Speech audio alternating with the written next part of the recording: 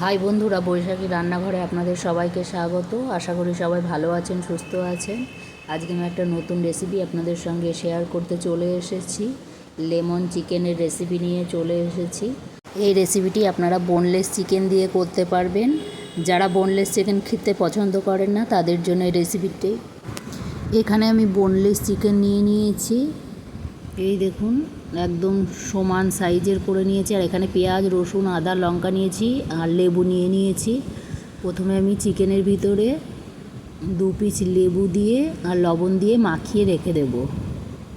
এই যে ছিদ্র গামলার ভিতরে রেখেছি, জলটা বেরিয়ে যাবে।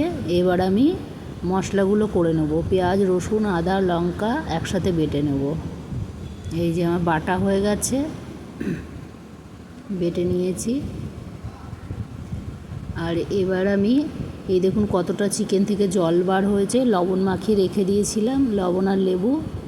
এবার এই বাটির ভিতরে চিকেনগুলো সব দিয়ে পেঁয়াজ, রসুন, আদা, লঙ্কা বাটা দিয়ে নিয়েছি। জিরের গুঁড়ো দিয়ে দিলাম, গোলমরিচের গুঁড়ো দিয়ে দিলাম। আর এই যে লেবুর গা থেকে গ্রেটারের সাহায্যে এই সবুজ অংশটা এইভাবে গ্রেট করে দেব। বেশি সাদা অংশ দিলে কিন্তু তিতো হয়ে যাবে। ওপরের সবুজ অংশটাই হালকা গ্রেট করে দিয়ে দিতে হবে। এই যে দিয়ে দিয়েছি। এবার আমি লেবু কেটে নেব। একটা লেবুর রস দিয়ে দিয়েছি, দিয়ে ভালো করে মাখিয়ে রেখে দেবো। আর এখানে আমি 3 চামচ টক দই নিয়েছি, ভালো করে ফেটিয়ে নেব। হাত দিয়ে ভালো করে ফেটিয়ে এবার আমি চিকেনের ভিতরে টক দইটা দিয়ে দেব। টক দইটা দিয়ে ভালো করে হাত দিয়ে মাখিয়ে রেখে দিতে হবে।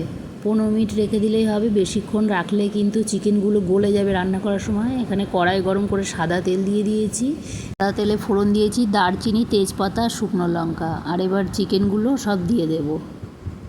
চিকেনগুলো দিয়ে একটু নেড়ে নেব। যে নেড়ে নিয়েছি, দেখুন হালকা জল বেরিয়ে এসেছে। এবার আমি ঢাকা দিয়ে দেব। এই চিকেনটা রান্না করতে কিন্তু খুব একটা বেশিক্ষণ লাগবে না, আগে থেকে যেহেতু মাখানো ছিল। আর এখানে এই যে গন্ধরাজ লেবুর পাতা ছিঁড়ে দিয়ে দিলাম, গন্ধটা যাতে সুন্দর বার হয়। যেহেতু লেমন চিকেন, সেই জন্য গন্ধরাজ লেবুর পাতা দিয়ে দিয়েছি। পরিমাণ মতো একটু লবণ দিয়ে দিলাম। আমি আগে লবণ দিয়েছিলাম, আবার এখন দিলাম। এই যে জলটা শুকিয়ে গেছে। আর এই যে তেল ছেড়ে দিয়েছে, মশলাটা পুরো কষানো হয়ে গেছে চিকেনের সঙ্গে। এই দেখুন কষানো হয়ে গেছে সুন্দরভাবে।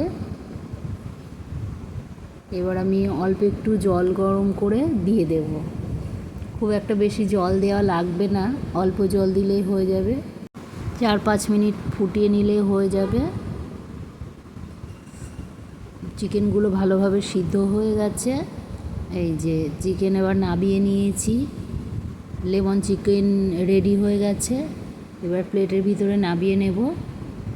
আর এই যে উপর থেকে লেবু পাতা, লেবু দিয়ে সাজিয়ে নিলাম। এই রেসিপিটি আপনাদের যদি ভালো লেগে থাকে একটা লাইক, কমেন্ট এবং প্রচুর শেয়ার করবেন। আমার এই চ্যানেলে যেই বন্ধুরা নতুন, সাবস্ক্রাইব করে দেবেন। পাশের বেল আইকনটি প্রেস করে দেবেন নতুন নতুন রেসিপির ভিডিও পেতে। আপনারাও বাড়িতে এইভাবে তৈরি করে দেখুন, খেতে কিন্তু খুবই সুন্দর হয়।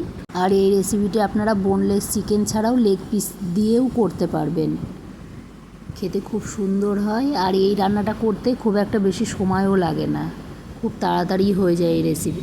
এই রেসিপিটি আপনারা কিন্তু গরম ভাতের সঙ্গেও খেতে পারেন, আবার রুটি বা পরোটা বা নান রুটির সঙ্গেও খেতে পারেন। এখানে আমি ভাত দিয়েই খাচ্ছি।